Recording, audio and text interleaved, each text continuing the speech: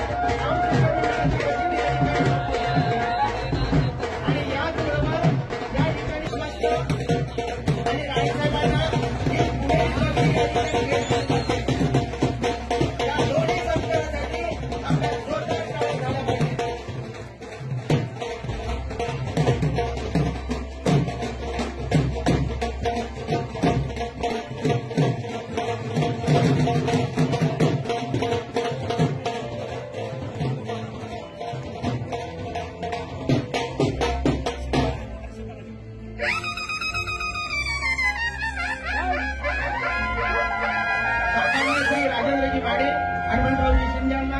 यांच्या उपस्थितीमध्ये माननीय श्रीमंत चाळीसगावराजे माननीय श्रीमंत हर्षदराजे यांच्या